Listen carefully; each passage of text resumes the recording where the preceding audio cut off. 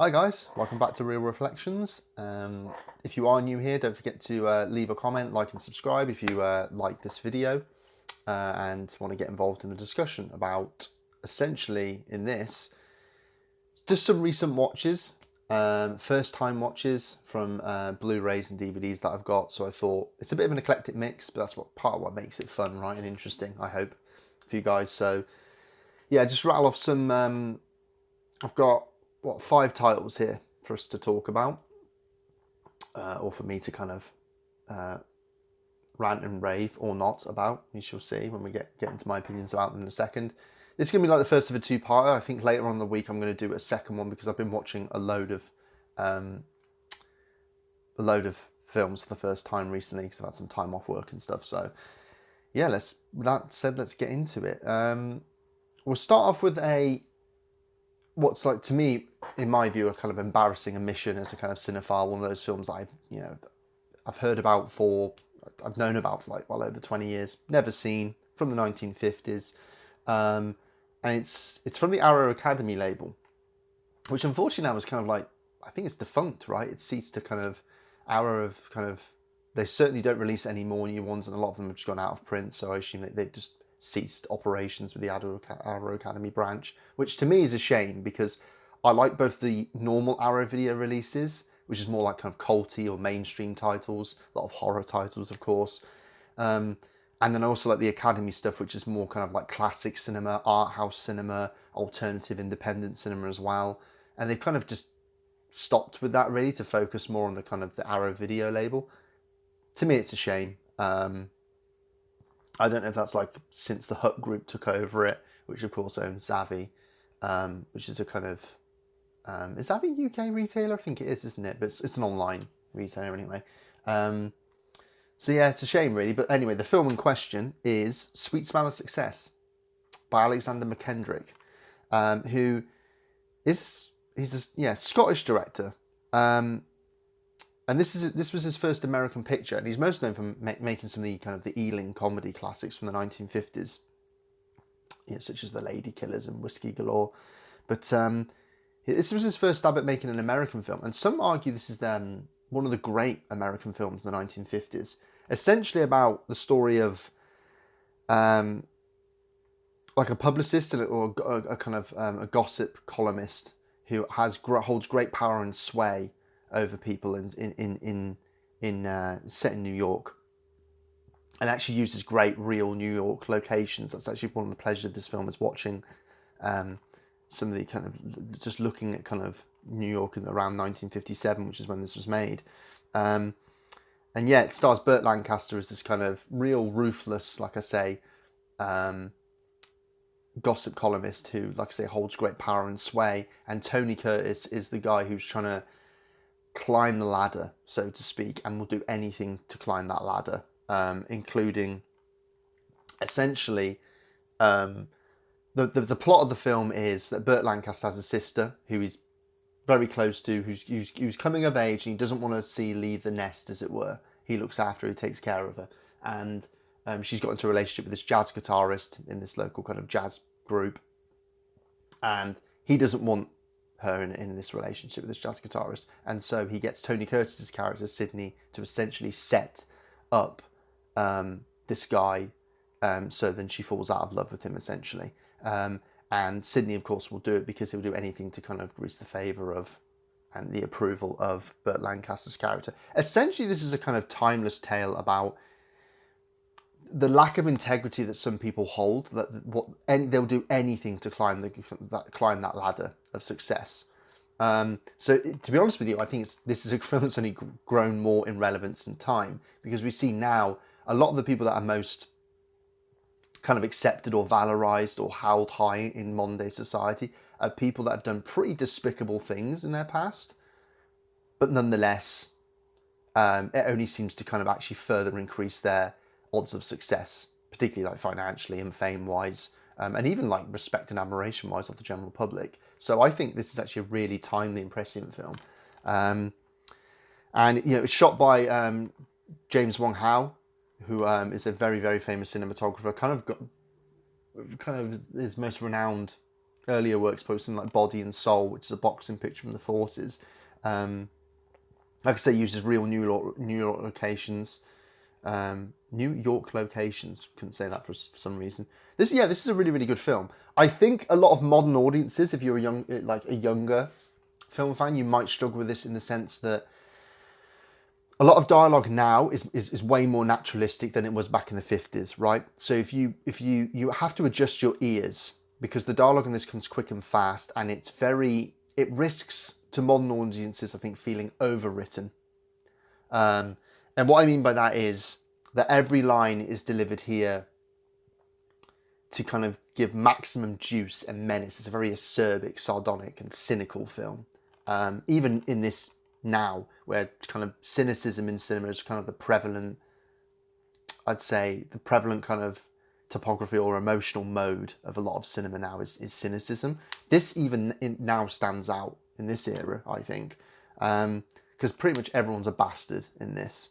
I mean, and don't get me wrong, Burt Lancaster and Tony Curtis, particularly Tony Curtis, is playing against type here, and he really enjoyed doing this role. He kind of wanted to move away from those kind of broader comic roles that he was renowned for. And unfortunately, didn't get too many more of these kinds of roles. This Hour Academy, actually, I managed to get with a book collector's booklet as well, which is nice. Yeah, definitely worth a watch. But like I say, I think for modern audiences, it risks feeling overwritten because normal people don't, even back then, normal people don't talk like how these characters talk. If you can put that aside, I think on rewatches, this film, you'll catch more and more of that fastly delivered, fastly paced dialogue, and kind of like a lot of the classic screwball comedies, right? Where I have to adjust my ears when I'm watching them because dialogue comes so thick and fast, and you just go, normal people don't talk like this. But again, it's the kind of it fits the kind of films that they were made at the time for this, I think, and it is brilliantly written.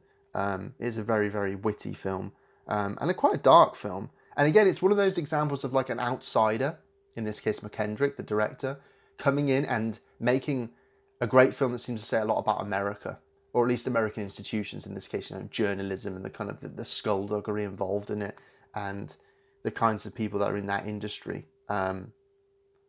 So yeah, that's the first film. I'm glad I finally watched it. It's not that long of a film either. It's about like 95 minutes. But it's quite an iconic movie. So catch it if you haven't seen it. The next one, staying with Our Academy, but a way more modern release from 2004, is Olivier Assayas's French filmmaker, Demon Lover, which kind of is a culty title. Oh God, trying to describe the plot of this movie. It's kind of like an art house cybercrime thriller, kind of.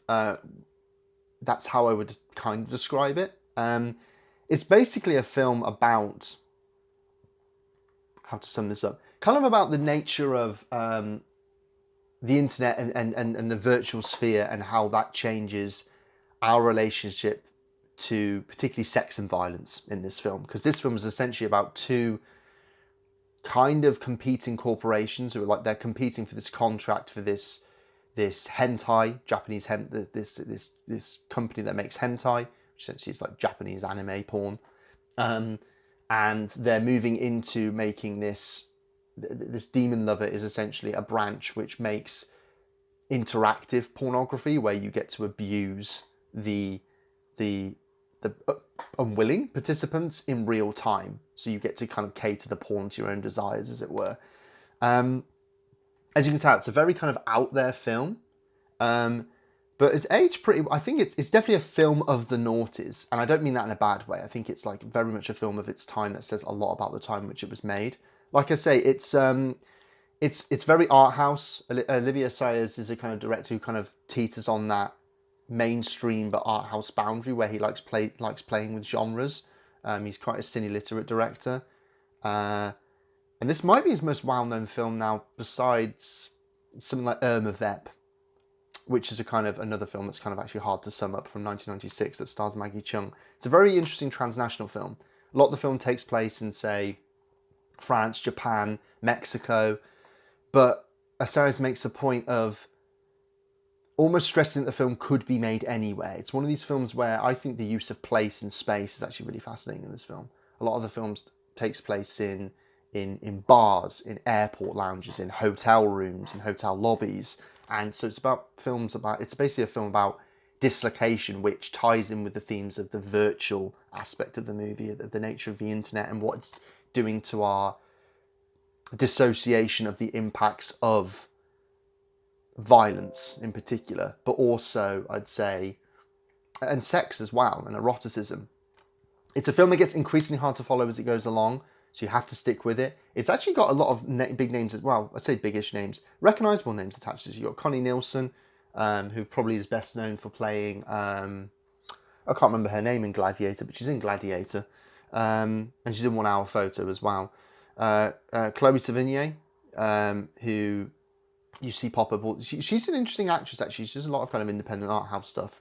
I think her first film was Kids, wasn't it, from '95? Gina Gershon's in it.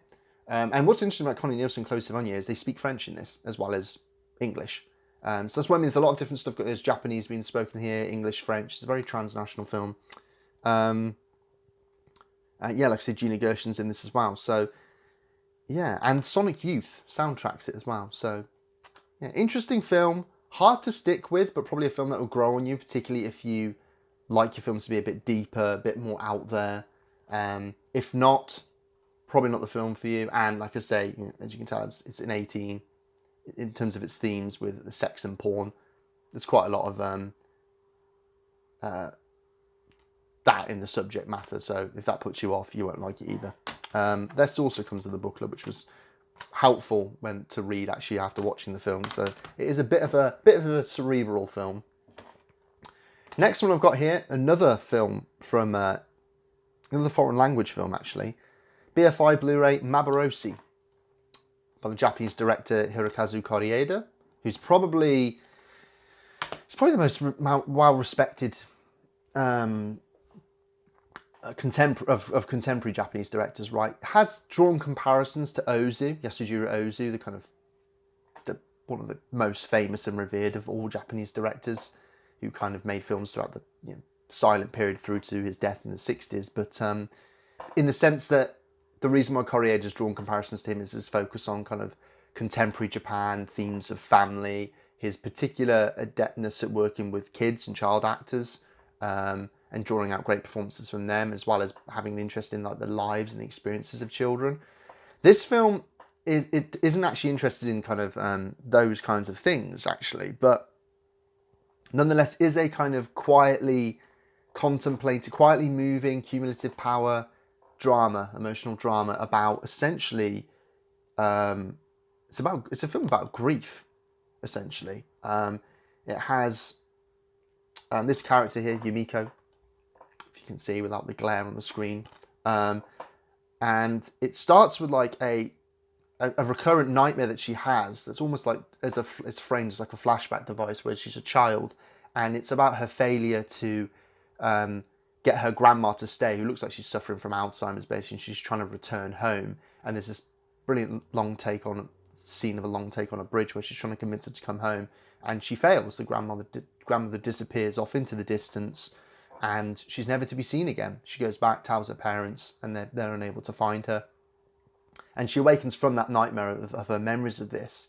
And then it takes place in present day. She's got a partner and a 1-year-old. We see that her partner, he works in like this factory. I think it's in Osaka, right? Yeah, it takes place in Osaka, like initially. And he works in this factory, and we see him kind of race this train home. This kind of cool little sequence where he races the train home from work late at night one night. And then another day, she sees him off to work. And then he's late back one day, gets a knock at the door from a police officer who says that there's been an accident and that someone's been hit by a train. And sure enough, it's her husband. And so she's lost him now as well. And essentially this film is about the nature... I won't give away the rest of the plot of the film, but it does involve her moving to another location, a destination. And there's some great sequences in this, brilliantly filmed by the cinematographer, I've forgotten his name, Masao Nakabori. This is a beautiful film to look at, as well as to watch as well. In fact, I think that this is my favourite Kore-eda so far that I've seen. Favourite of his films. The first one I saw of his was Still Walking, which did draw explicit comparisons to Ozu's films. But it's just, yeah, it's a pretty, like I say, it's a moving film because it's about this idea of, I suppose, the lingering presence of people, because, yeah, the lingering presence of people in lives once they go. You know, it's about spectrality, of how people haunt your life long after they are gone and you have to continue on, you know? And so the way it's filmed as well invites those kind of ideas about spectrality and people that haunt you, I suppose. And I suppose trying to move on from grief and coming to terms with losing someone. So it's a pretty universal film, and I can see why it's so highly regarded for sure. So yeah, again, worth a watch. Next film is a French film, another contemporary film, 120 beats per minute, 120 BPM, which is made by a filmmaker called Robin Campillo, who was the main writer on the drama The Class, which won the Palme d'Or back in 2008, which is a film I really like. So I was intrigued to watch this. And the director of The Class actually has since passed away. I think he passed away last year, Laurent Conte. But which was sad to hear because it seemed quite sudden. But yeah, Robin Campillo, I think this is his directorial debut here, I believe. And it's essentially about the AIDS activist group ACT UP in the 90s, who are basically campaigning to get greater transparency over drug trials for AIDS patients, and the lack of progress that's being made. And so, you know, like I say, it follows this activist group, their kind of inner workings and their debates. You see, it's basically it's a film about almost like kind of the politics of activism, which I think is fascinating. It's really interesting, but it's a kind of two-hander of a film because it's also a film about this burgeoning relationship between one guy who has AIDS and one guy who hasn't, but they're both in the activist group, the ACT UP as it's called. The activist group, which this did exist, by the way, this group in the 90s. I think it's based on Campillo's real experiences, perhaps in the group. I'm not sure. Yeah, so it's a kind of two-hander. In one half, it's like a relationship drama, and in the other half, it's kind of activist drama. I found the activist drama of this far more kind of interesting and original, and just it kept me really, really interested. The relationship aspect of it, which takes over the second half of the film, it's don't get me wrong. There's nothing wrong with it. It's perfectly fine. And it's very moving and very sad. So because of course we're dealing with essentially the AIDS epidemic here. So of course it's going to be very powerful stuff. I just think I wish it stuck more with the. And maybe this is my own personal biases, I know, but I just found the first half to be far more involving for me, dramatically satisfying. It's quite a long film, 2 hours 22 minutes, but I think it's worth a watch. I still think it's very much worth a watch, and like I say, very emotionally powerful film, very well acted as well. So yeah, that's 120 beats per minute. And the last one is a film. It's one of these films, films that you've been trying to chase down for years and years and years. I finally found a kind of secondhand copy of it and pulled the trigger on it. And it's a Spike Lee film, and it's one of his documentaries. Spike Lee has made a few documentaries over the years, and I am a fan of his documentary work typically. And that's Four Little Girls from 1990. I think it's 97, right? Yeah, 1997. It's never had a Blu-ray or 4K release, so I just picked up a second-hand DVD copy of this because I wanted to hunt this down for years. Essentially, it's about the Alabama church bombing, which took the lives of these 4 innocent girls by the KKK, essentially. So, yeah, heavy stuff, of course, and it's a kind of rage-inducing documentary about the racism and persecution that black people faced back then. Yeah, like I said, very, very powerful film. It says it's a PG, but it actually has very, very graphic images in this. And of course, the subject matter is bound to be upsetting for a lot of people. So I'm quite surprised it's actually only a PG. It's normally, a documentary is usually given kind of the E for educational, right, branding, or I thought it'd be rated higher than a PG for this. But There's a lot of talking heads in this from the people that were around at the time. Obviously, the relatives of the 4 girls that were killed, and as well, kind of a few celebrity heads as well are introduced more throughout the film, actors and directors, or Crosby's in this, which I suppose, sorry, Cosby, which hasn't aged that well, I suppose, but hey, yeah, it was a HBO documentary, but I'm glad I finally watched it because it's something that like piqued my interest years and years ago, and it's a very educational documentary because it goes into, it paints a very good picture of the persecution that not just black people faced at the time, but particularly like a portrait of, I think it's a really good portrait of like Birmingham, Alabama, which is where the attack obviously took place, which is obviously kind of renowned. Even over here, I think in the UK, a lot of people know that Alabama is a kind of not a great place to be if you're African American, let's put it that way. At least that's the kind of impression we have over here, I think. So, yeah, very, very powerful documentary. Again, a lot of these are not easy watches, are they? A lot of them are quite somber, but I'm kind of just drawn more to films that are about real life sometimes, or about kind of things that impact us all. So, yeah, no easy entertainments there from that bunch, sorry. But, yeah, let me know your thoughts if you've seen any of those films, guys, if you're interested in seeing any of them. And like I said, we'll do a part 2. That has a bit more lighter fare in it, I think, my part 2. So, yeah, with that, like I say, if you enjoyed the video, always leave a comment, be part of the discussion, like I say, comment, subscribe, like the video. And with that, guys, I will see you on the next one, as always. So take care.